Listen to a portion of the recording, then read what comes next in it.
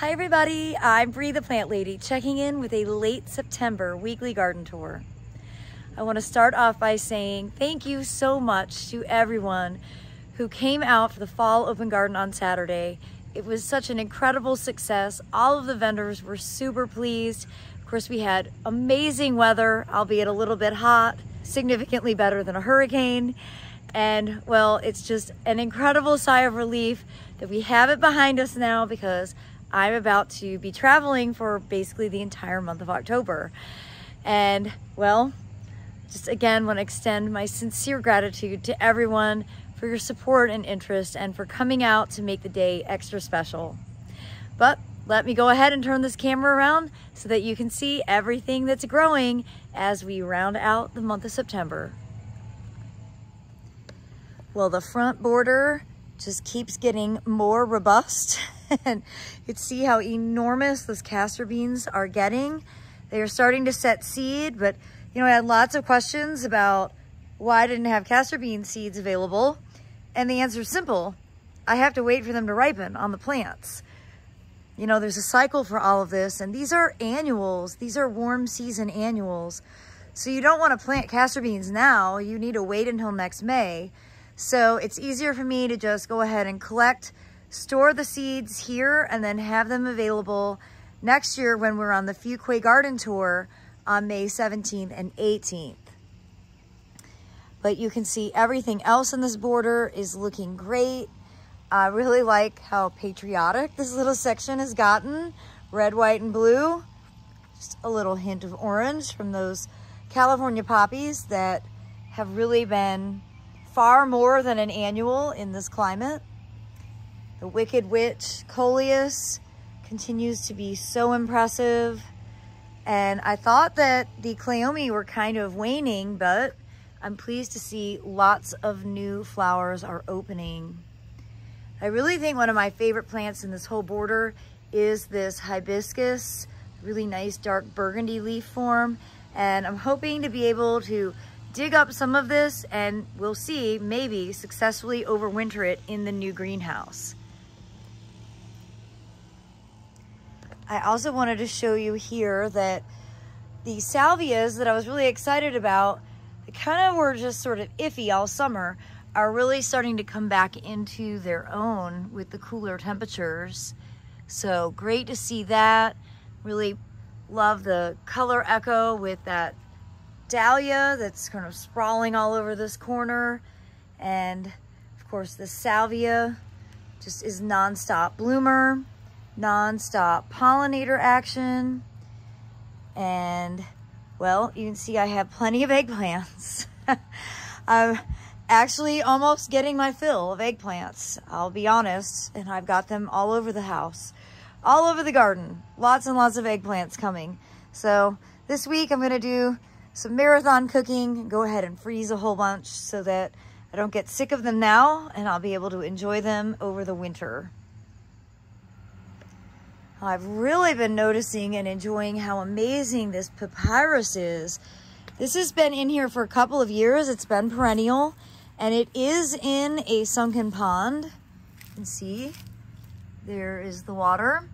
And of course we've got this Edgeworthia. See, the Edgeworthia flowers are already starting to form. It's also growing out and over the pond. The Edgeworthia is not planted in the pond. The papyrus is. And I really like that textural combination. Not much to show you over there. We haven't done anything new, but that is in the works for the winter season. Haven't actually figured out what we're gonna plant, but whatever we do will be an improvement. I always get a lot of questions about buckwheat, so I thought this would be a good thing to show you. So remember, this was direct seeded probably 6 weeks ago, and you see the flowers they're still blooming here. Some are already starting to go to seed. You can see seed heads are starting to form here. Now, if you don't want these to self-sow, this is a good time to either pull them out or cut them out or cut them back. They're pretty easy to pull out. They don't have like a huge root system. Personally, I like that they self-sow, so I don't really go to any great lengths to remove them when they're at the stage, but this would be the stage to cut them down if you don't want them to regenerate for another rotation of flowering or growing and flowering. That seed right there is ripe. So you'd want to catch them when they're not quite turning black to completely eliminate that generational cycle. Well, there's no doubt the wave has been a huge disappointment all summer, but it's okay. I'm already plotting what we're gonna do, and I'm actually contemplating doing a big planting of cool season veggies just to be in for now, and then hopefully we would harvest those and then get it replanted probably in late December, early January. And I have a lot of cool season veggies that I don't really have any place to put, so I think that's gonna be the logical next step. So you can stay tuned to watch the video when I'm not gonna remove anything because there's so much open space. I'm just gonna be able to add more plants to it to make it more interesting. Well, I wanted to walk up here because the Lespedeza little volcano is starting to bloom. And this is always an exciting thing to see. It's a really beautiful plant, not native, but very kind of reliably hardy. I do prefer to cut this all the way flush to the ground every year. And that's how I maintain this size. If you don't cut it back and it's not cold, it can get significantly taller and larger. But if you've not grown Lespedeza, it's certainly a genus to look into. It's a great fall blooming, nitrogen fixing legume. So earlier today, I had a great group of master gardeners visiting from Montgomery County. And we were over here talking about the Carex, which this is Carex cherrycanthus, and how beautiful it is and how nice the textures are. And of course, Sophia, who is the biggest ham bone, came through and like showed everybody how the cats dance through the Carex. It was really cute. But I wanted to just show you how well it's doing in this really dark, dry shade under the live oak. It looks a lot better here than it does out in the full sun. Definitely think more shade than sun for most of these Carex is the right choice, especially most of the native Carex. And over here on the east meets west border, you see that Callicarpa Welch's pink. This is the native Callicarpa. It's just a selection with soft pink berries. It's really coming into its own, and it's just so beautiful. Look at those berry clusters. And I'm pleased to see that the mums that are the perennial ground plane in this bed are starting to put on flower buds. Those are usually blooming by the end of October. And more Callicarpa are starting to color up. This is Callicarpa acuminata, which is the Mexican beautyberry. This is usually later to get coloration, but you can see some is starting to show. And then Callicarpa shikokianum, maybe Callicarpa japonica. This is an Asian species that would look better if it was getting fertilizer and water, but bottom line is it is berrying, and in the long haul, the birds love to eat these berries. They don't actually care about what species it is. The birds eat all Callicarpa berries. Well, it's not very dramatic because the sun is covered with thick clouds, but the pink muhly grass is definitely starting to come into flower, and it is always so spectacular. I love this grass so much. We're so fortunate that this is a native to North Carolina. And the native garden over here at the Airbnb is really looking great.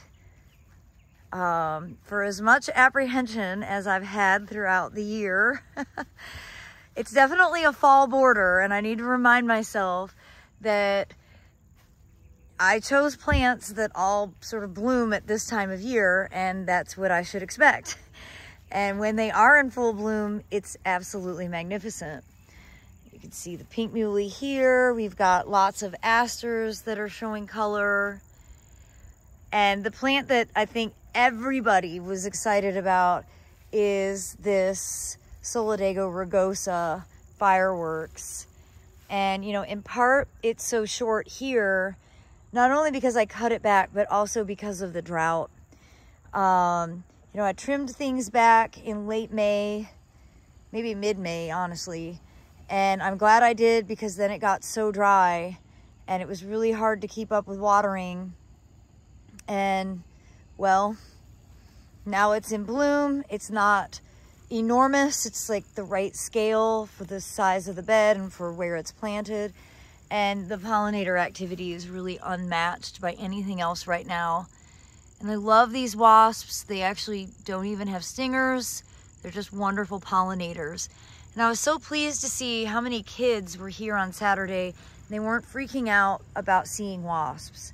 When I grew up, we were like trained to think that all bugs were bad. And it's really exciting to see a new generation who is not having that unnecessary fear instilled in them, because it's totally irrational to think that all bugs are bad and you should kill them. It just makes me so aggravated.